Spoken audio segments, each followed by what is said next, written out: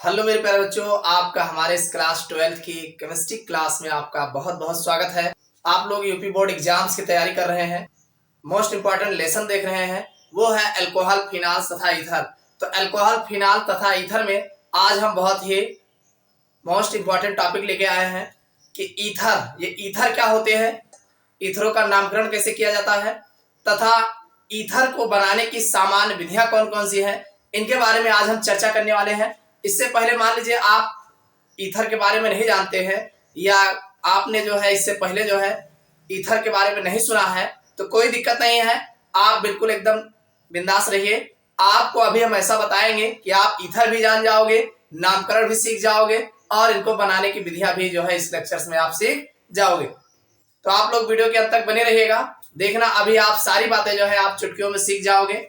देखो बच्चों, ये ऑर्गेनिक केमिस्ट्री है। ऑर्गेनिक केमिस्ट्री बहुत आसान है और थोड़ा टफ भी है। आसान कब है और टफ क्यों है? देखो, आसान तब होगा जब आपके दिमाग में कुछ जो है कंपाउंडों के नाम चलने का मतलब यह है कि आपको कुछ कंपाउंडों के नाम सूत्र सहित याद हो। अब क्या इसके लिए याद करने जाओगे? नहीं, याद करने नहीं जाओगे। आपको गिना गिनाया जब भी कोई चीज बताया जाए तो नया सूत्र लगे तो सूत्र को समझ लीजिए, याद कर लीजिए और साथ में उसके जो है नाम और सूत्र दोनों आपको पता होना चाहिए। जैसे आपसे कहा जाए कि ईथर का फार्मूला क्या है, तो आपके दिमाग में तुरंत समझ में आ जाना चाहिए कि ईथर ROR होता है, यानी बीच में ईथर का जो ग्रुप होता है वो होता है। अब डाई मेथिल ईथर क्या होते हैं भाई? दोनों साइड में मेथिल लगा होगा, ईथर होगा। तो इस तरीके से कुछ कंपाउंडों के नाम आपको पता होना चाहिए और ये तभी संभव है जब आप एक एक रिएक्शन को जो नया आपको दिखे आप उसको तैयार कर लीजिए, बस ऑटोमेटिक। तो ये तब आसान हो जाएगा। लेकिन अगर आप सोचते हो कि ऐसे ही याद हो जाए और कुछ हमें याद भी ना करना पड़े तो असंभव है। ऑर्गेनिक केमिस्ट्री है, समझ में आ गई तो पूरी समझ में आएगी, नहीं समझ में आएगा तो कुछ नहीं समझ में आएगा। एक बात ध्यान रखना, समझ में आ गया तो पूरा समझ में आएगा। मतलब आप एक लेसन अगर ठीक से आप तैयार कर लेते हैं तो पूरी ऑर्गेनिक केमिस्ट्री तैयार हो गई। और एक लेसन भी अगर आप ठीक से नहीं तैयार करते हैं तो पूरी ऑर्गेनिक केमिस्ट्री से हाथ धो लोगे, कुछ भी नहीं कर पाओगे, क्योंकि इसमें सब काम फार्मूला और सूत्रों पर ही निर्भर करता है। तो चलिए शुरू करते हैं आज की क्लास। आप लोग कॉपी पेन ले लीजिए और जब भी पढ़ने बैठिए एक बात ध्यान रखना, कॉपी पेन लेके बैठिए और लिख लिख के पढ़िए। हमेशा जो है लिख लिख के पढ़िए और डेली कुछ ना कुछ याद करने का हर एक कंटेंट को डेली जो है तैयार करने का प्रयास करिए, क्योंकि आप डेली अगर कुछ नहीं तैयार करोगे तो एग्जाम में कुछ होने वाला नहीं है। तो चलिए शुरू करते हैं आज की क्लास। पर सबसे पहले हम जान लेते हैं जो ईथर क्या होते हैं, इनका नामकरण कैसे किया जाता है, इनके फार्मूले क्या होते हैं, इनके बारे में पहले हम चर्चा कर लेते हैं। देखो बच्चों, अगर हम ईथर के सामान्य फार्मूले की बात करें, यानी जो जनरल फार्मूला होता है, जनरल फार्मूला, देखो इनका जो सामान्य सूत्र होता है ROR डैश होता है। क्या होता है? ROR dash. यानी अगर इसके हम ग्रुप की बात करें, किसकी ग्रुप, इसमें ग्रुप कौन सा लगा होता है, समूह कौन सा लगा होता है, तो O लगा होता है। क्या लगा होता है? O। ये O रहता है और दोनों साइड में हाइफन लगा होता है, यानी O जो समूह होता है यही हमारा ईथर का समूह होता है। यानी अगर कहीं बीच में आपको O दिख जाए तो समझ लो ये आपका ईथर का समूह है, ठीक। और दोनों साइड में R लगे होंगे। R समान भी हो सकता है और अलग अलग भी हो सकता है। अब R क्या होते हैं? R जो होता है कोई एल्किल समूह होता है, यानी R व R डैश दो समान व भिन्न भिन्न एल्किल समूह है। कौन समूह है? एल्किल समूह है। यानी R व R डैश जो है वो दोनों समान भी हो सकते हैं या भिन्न भिन्न जो है एल्किल समूह है। एल्किल समूह जानते हो ना, एल्किल कौन होते हैं? जैसे R के स्थान पर एल्किल क्या है भाई? या तो आपका CH3 होगा जिसे आप मेथिल बोलते हो, या तो आपका C2H5 होगा जिसे आप एथिल बोलते हो, या तो C3H7 होगा जिसे आप प्रोपिल बोलते हो, या तो C4H9 होगा जिसे आप ब्यूटिल बोलते हो। यानी methyl, ethyl, propyl, butyl, pentyl, hexyl, heptyl कुछ भी R के स्थान पर हो सकता है, चाहे R कह लो और चाहे R डैश कह लो। समझ में आई बात? तो ये तो थे आपका R व R डैश, ये ईथर का जनरल फार्मूला है।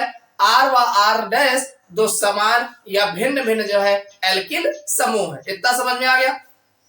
अब जरा ईथरों का नामकरण कैसे किया जाता है ये भी देख लो। देखो ईथर का जो नामकरण IUPAC नेम, अगर हम ईथर के IUPAC नेम की बात करें तो देखो ये हमारा एल्किल है, ये भी एल्किल है। देखो आप यहां से लिख सकते हैं एल्केन। एल्केन में से एन हटाएंगे और OXY जोड़ देंगे। जिधर ऑक्सीजन ऐड करेंगे उधर OXY ऐड कर देंगे और साथ में एल्केन रहेगा ही रहेगा। तो ये हमारा IUPAC नेम बन जाएगा एल्कोक्सी एल्केन। इतनी बात समझ में आएगी नहीं भाई? जिधर हम इस ऑक्सीजन को ऐड करेंगे उस वाले एल्केन में से एन हटा के OXY लगा देंगे तो हमारा बन जाएगा एल्कोक्सी और दूसरे वाले R के लिए एल्केन लिखना ही लिखना है। तो हमारा IUPAC नेम जो सामान्य बनेगा एल्कोक्सी एल्केन बन जाएगा। समझ में आई बात? अब हम इनके पुराना नाम यानी जो सामान्य नेम है और IUPAC नेम एक साथ इनको हम देख लेते हैं। देखो मेरे प्यारे बच्चों, अब हम देखेंगे जैसे ये R व R' पर भाई कोई एल्किल समूह लेंगे, उससे कम तो लेंगे नहीं, तो एक हमारा हो जाएगा CH3 और ये O हो जाएगा, ये CH3 हो जाएगा। तो अगर इसके हम साधारण नेम की बात करें, सिंपल नेम जिसे कहा जाता है, तो सिंपल नेम कहिए, चाहे साधारण नेम कहिए, चाहे ओल्ड नेम कहिए, चाहे पुराना नेम कहिए, जो भी कहना हो कह लीजिए। तो इसका जो पुराना नेम होगा, देखो ये मेथिल है, ये भी मेथिल है, तो दोनों साइड में मेथिल लगा है। क्या लगा है? मेथिल। तो इसे लिखेंगे डाई मेथिल। और सुनिए बीच में ग्रुप कौन सा है? ईथर, तो इसका नाम हो जाएगा ईथर। तो कुल मिला के इसका जो नाम होगा dimethyl ether, dimethyl ether. पुराना नाम समझ में आया कि नहीं यार? अरे दोनों साइड में मेथिल हो गया, बीच में ईथर समूह हो गया, तो डाई मेथिल ईथर हो गया। अब रही बात IUPAC नेम की, तो हमने देखो IUPAC नेम लिखेंगे तो इस ऑक्सीजन को एक साइड में ऐड करेंगे, तो मान लीजिए इस ऑक्सीजन के इधर ऐड कर लेते हैं तो एल्कोक्सी हो जाएगा और एक कार्बन है तो मेथॉक्सी हो जाएगा। क्या हो जाएगा? मेथॉक्सी। और दूसरा एक ही कार्बन इधर है तो ये मेथेन हो जाएगा। इतनी बात समझ में आएगी नहीं? नहीं समझ में आया? अरे मेथेन मेथेन होना चाहिए था, तो एक वाले का एन हटा के चूंकि ऑक्सीजन लगा है ग्रुप तो OXY ऐड कर देंगे तो मेथॉक्सी हो जाएगा और एक कार्बन के लिए मेथेन है ही है क्योंकि ये सिंगल सिंगल बॉन्ड में लगा हुआ है। समझ में आई बात कि नहीं? इसी तरीके से अगर हम मान लीजिए CH3 CH2O CH2 CH3 ऐसे लिखा हो तो इसका नाम जो बनेगा, देखो एथिल, इधर भी एथिल लगा है, इधर भी एथिल लगा है, तो हो जाएगा डाई एथिल ईथर। खानदान हमारा ईथर है ही है, तो डाई एथिल ईथर हो जाएगा। IUPAC नेम देखोगे तो इसको इधर ऐड करोगे तो दो कार्बन है तो एथॉक्सी हो जाएगा। क्या हो जाएगा भाई? एथॉक्सी। और इधर भी है तो एथेन। भाई इधर वाला एथॉक्सी हो गया और ये एथेन ऑलरेडी है ही है। समझ में आ गई बात? ये तो आपको दो ऐसे नाम बताए जो आपको ज्यादातर आपको देखने को मिलेंगे। इसी तरीके से अब अगर बात किया जाए, एक साइड में CH3 ले लिया जाए और ये O हो जाए और इधर CH2 CH3 ले लिया जाए, तो देखो एक बात ध्यान रखना, O को हमेशा जो है जिधर कार्बन की संख्या कम होगी उधर ही ऐड किया जाएगा। तो इसका नाम अगर पुराना देखा जाए तो मेथिल एथिल ईथर, तो ये हो जाएगा मेथिल एथिल ईथर। समझ में आई बात कि नहीं? अरे इधर मेथिल है, इधर एथिल है और बीच में ईथर है, और इसका IUPAC नेम जो होगा इसको इधर ऐड करेंगे तो बन जाएगा मेथॉक्सी। मेथॉक्सी हो गया। अरे इधर ऐड कर लिए, एक कार्बन है तो मेथॉक्सी और दो कार्बन इधर है तो एथेन। एथेन। समझ में आ गई बात कि नहीं आई? भाई इसको जब इधर ऐड करेंगे तो मेथॉक्सी हो जाएगा, एक ही कार्बन है, और इधर दो कार्बन है तो एथेन कर देंगे। समझ में आ गई बात? इसी तरीके से आप ऐसे भी लिख सकते हैं CH3O CH2 CH2 CH3, तो इसका जो नाम बनेगा भाई मेथिल प्रोपिल ईथर। ये हो जाएगा आपका मेथिल प्रोपिल ईथर, ये इसका पुराना नाम होगा। IUPAC नेम देखोगे इसको इधर ऐड कर लेंगे तो ये हो जाएगा मेथॉक्सी। मेथॉक्सी और मेथ एथ प्रोप, तो ये बन जाएगा प्रोपेन। प्रोपेन समझ में आ गई ना, ये मेथॉक्सी हो जाएगा, ये प्रोपेन हो जाएगा। तो इस तरीके से इसका नाम लिखा जाता है। और अगर देखना चाहो तो आप लिख सकते हैं CH3 CH2O CH2 CH2 CH3, तो इसका नाम जो होगा एथिल प्रोपिल, ये हो जाएगा एथिल प्रोपिल, और ईथर बीच में है, ये है ईथर। तो ये तो इसका पुराना नाम हो गया। आईयूपीएसी नेम जो होगा एथॉक्सी, ये बन जाएगा एथॉक्सी। और मेथ एथ प्रोपेन, प्रोपेन। समझ में आई बात कि नहीं आई? इसी तरीके से मान लीजिए अगर ऐसे लगा हो CH3O CH CH3 CH3, अगर ऐसा स्ट्रक्चर दिया हो और इसका आपको आईयूपीएसी नेम पूछा गया हो, देखो इसका पुराना नाम जो बनेगा, एक तो बन जाएगा मेथिल, भाई इधर मेथिल है, और मेथ एथ प्रो, ये हो जाएगा आइसो प्रोपिल, और ईथर समूह लगा ही है, तो ये इसका पुराना नाम बन जाएगा। आईयूपीएसी नेम देखेंगे तो नंबरिंग करोगे 1 2 3, तो 2 मेथॉक्सी हो जाएगा, भाई दूसरे पर मेथॉक्सी लगा हुआ है, 2 मेथॉक्सी, और मेथ एथ प्रोप, ये हो जाएगा प्रोपेन। प्रोपेन समझ में आई बात कि नहीं? भाई दूसरे पर ये मेथॉक्सी लगा है तो 2 मेथॉक्सी हो जाएगा, और मेथ एथ प्रोप, ये जो है प्रोपेन हो जाएगा। समझ में आई बात? तो इस तरीके से जो हमारे ईथर होते हैं, इन ईथरों का जो है नामकरण किया जाता है। यानी आपको हमने सामान्य नेम बता दिए, जो जनरल नेम लिखा जाता है, और जो आईयूपीएसी नेम लिखे जाते हैं उसको भी हमने बता दिए, और इस तरीके से कंपाउंड्स आपको देखने को मिले। तो उम्मीद करता हूं इतना समझ में आ गया होगा। अब हम इनको बनाने की सामान्य जो विधियां हैं इनके बारे में चर्चा कर लेते हैं। तो देखो बच्चों, कुछ बात ऐसी है, कुछ नाम ऐसे हैं जिसको आपको जानना बहुत आवश्यक है। जैसे अगर आपसे कहा जाए कि ईथर, ईथर की अपक्रिया कराइए, तो ईथर अगर कहा जाए तो वहां आप डाई एथिल ईथर का ही प्रयोग करेंगे। यानी ईथर अगर कहा जाए, ईथर नाम लिया जाए, तो सामान्य ईथर का जो फार्मूला आपसे जनरल जो ज्यादातर यूज किया जाता है, वैसे तो डाई मेथिल ईथर भी होता है, लेकिन ईथर की जगह पे आप C2H5O C2H5 ही प्रयोग करेंगे। यानी अगर आप ईथर बनाने को कहा जाए तो इसका मतलब आप C2H5O C2H5 ही बनाएंगे। समझ में आई बात? वहां CH3O CH3 बनाने का कोई मतलब नहीं है। यानी इसको एथिल ईथर भी कहा जाता है या डाई एथिल ईथर भी कहा जाता है। तो ये आपका है डाई एथिल ईथर, अथवा डाई एथिल ईथर का जो आईयूपीएसी नेम है वो है एथॉक्सी एथेन। क्या है ये? Ethoxy ethane. इसका फार्मूला होता है C2H5O C2H5, C2H5O C2H5। समझ में आई बात? और इसी को डाई एथिल ईथर जो है, चाहे अंग्रेजी में कह लीजिए, चाहे हिंदी में कह लीजिए, चाहे अंग्रेजी में एथॉक्सी एथेन कह लीजिए, इसी को साधारणतया ईथर भी कहा जाता है। यानी साधारणतया ईथर के नाम से जो मशहूर है वो डाई एथिल ईथर ही है। डाई मेथिल ईथर का बात जो है नहीं की जाती। बात समझ में आ गई? तो अब हम बात कर लेते हैं कि जो आपके एग्जाम में खूब पूछे जाते हैं अभिक्रियाएं ईथर से, उसमें जो है बनाने की विधि में हम 2-3 अभिक्रियाओं की चर्चा करेंगे जो आपके एग्जाम में खूब नंबर लगा के पूछे गए।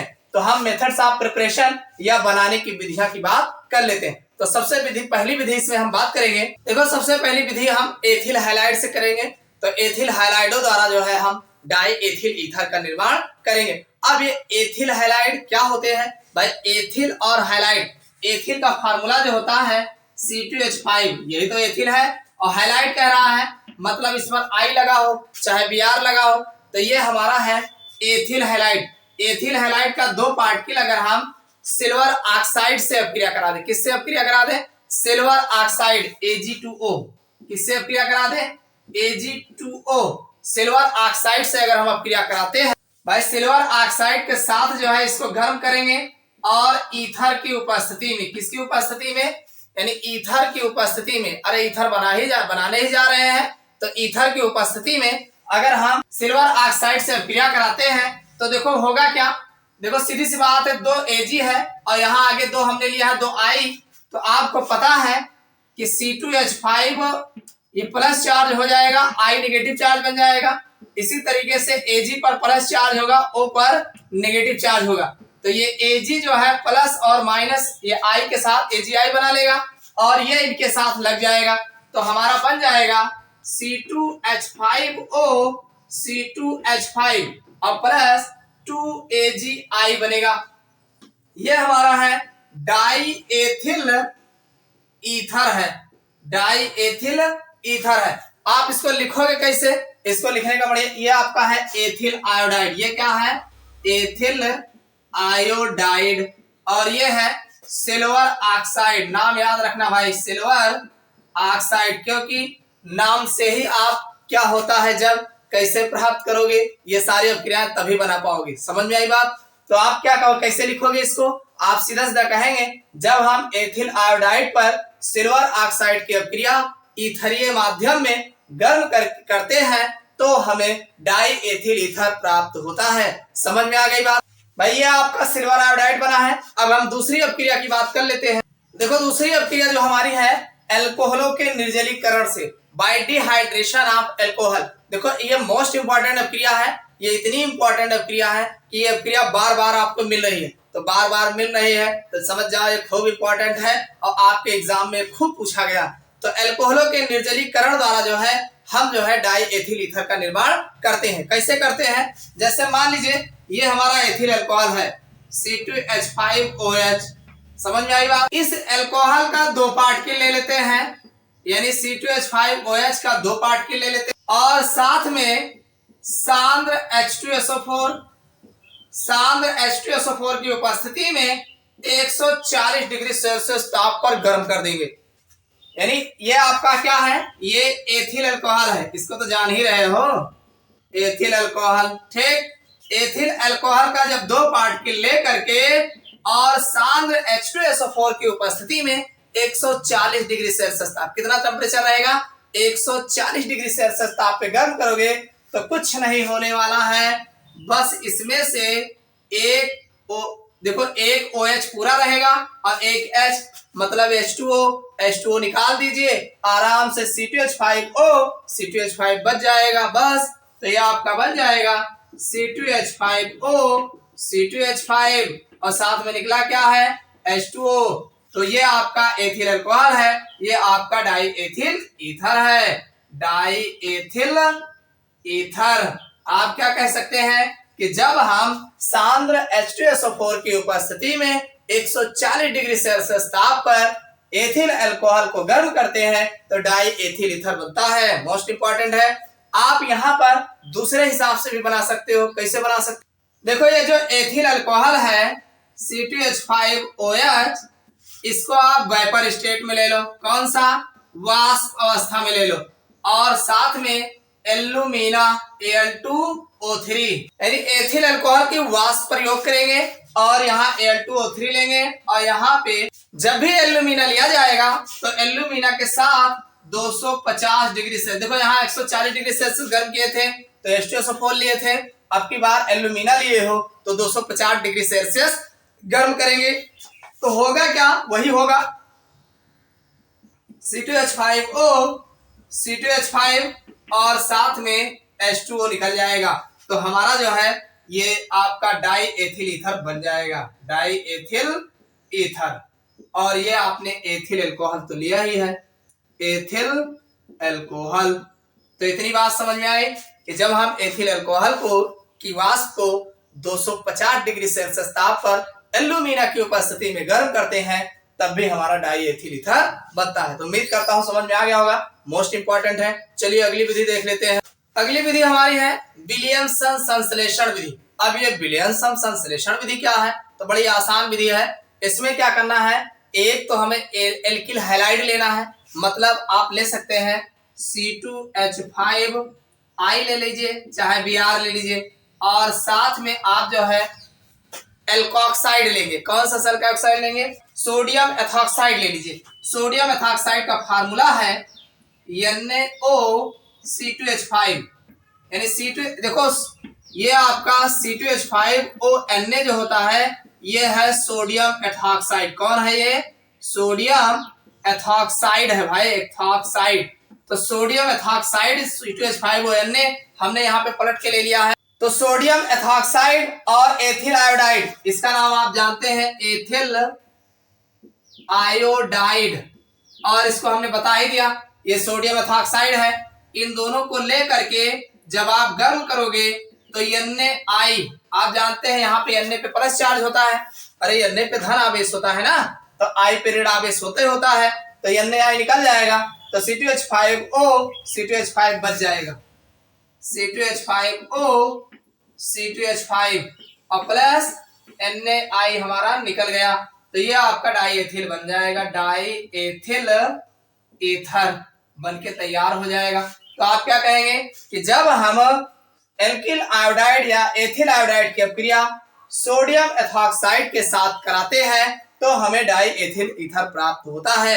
यह प्रक्रिया जो है विलियमसन संश्लेषण विधि कहलाती है। कौन सी विधि कहलाती है? विलियमसन संश्लेषण विधि कहलाती है। समझ में आ गई बात? ये मोस्ट इंपॉर्टेंट है, नाम से कई बार पूछा गया है। तो देखो बच्चों, ये जो हमने विधियां आपको बताए ये सब जो है आपके डाई एथिल ईथर निर्माण की विधि थी, सामान्य विधि थी। ये सारी अपक्रियाएं जो है एग्जाम में आपके नंबर लगा के पूछे गए हैं। तो इस क्लास में बस इतना ही। अगले क्लास में हम जो है डाई एथिल ईथर बनाने की प्रयोगशाला विधि जो आपके एग्जाम में खूब नंबर लगा के पूछे गए हैं उसकी चर्चा करेंगे। तो उम्मीद करता हूं ये इतनी बातें आपको समझ में आ गया होगा। अगर समझ में आया हो तो वीडियो को लाइक अवश्य करिएगा और अपने दोस्तों के साथ जो है शेयर करिएगा। तो इस क्लास में बस इतना ही।